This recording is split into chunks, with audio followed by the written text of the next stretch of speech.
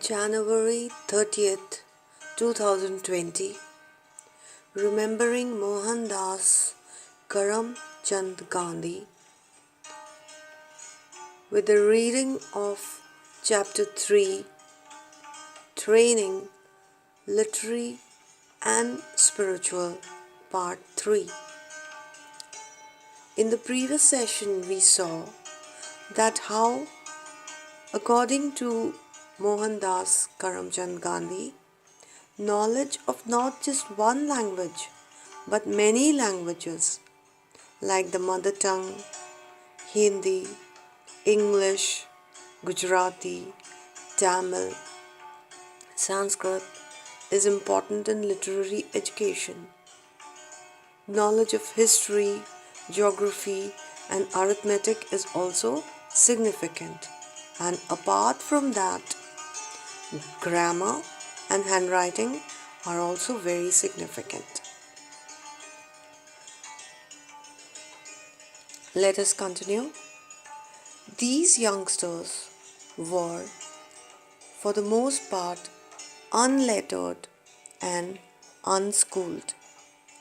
But I found in the course of my work that I had very little to teach them, beyond weaning them from their laziness.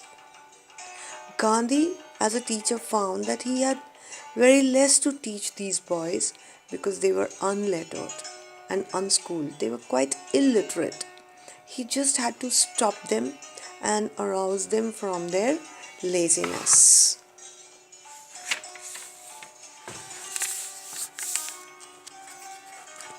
Apart from arousing them from their laziness, he used to supervise their studies, the way they read, the way they did their geography, history and arithmetic. He just had to supervise them or look after it.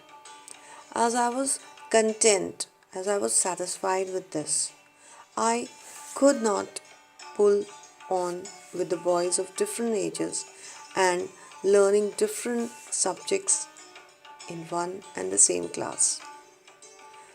Same as the inspector of schools, boys of different ages sat in the same class and they did different subjects, and Gandhi was quite contented with this as a teacher. Of textbooks about we hear so much, I never felt the want. I do not even remember having made much use of them that were available. I did not find it at all necessary to load the boys with the quantities of books. I have always felt that the true textbook for the pupil is his teacher. I remember very little that my teachers taught me from my books, but I have even now a clear recollection of the things they taught me independently of books. In this paragraph, Gandhi does not advocate teaching through books. He feels that books burden the students. He wants to teach beyond the books. According to Gandhi, a true book or a true textbook for the student is his teacher. If the teacher is capable, the teacher can do without a book. Students will remember more things that are taught beyond the books. Children take in much more and with less labor through their ears than through their eyes. I do not remember having read any book from cover to cover with my boys, but I gave them in my own language all that I had digested from my reading of various books, and I dare say they are still carrying a recollection of it in their minds.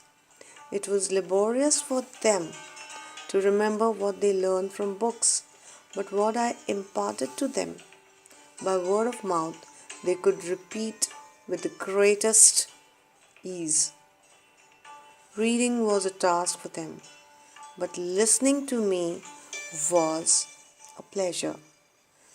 when I did not bore them by failure to make my subject interesting. And from the questions that my talks prompted them to put, I had a measure of their power of understanding. So Gandhi feels that children memorize, students recollect more when the teacher talks to them in his or her own language, beyond the books, makes them understand in their level. Gandhi encourages teaching by enhancing the listening capacity and the level of questioning. Learning by listening, learning to listen, to think, and to question. It is by the ability to question that Gandhi understands the power of understanding of his students. This is literary training according to Mohandas Karamchand Gandhi. Thank you. Keep learning.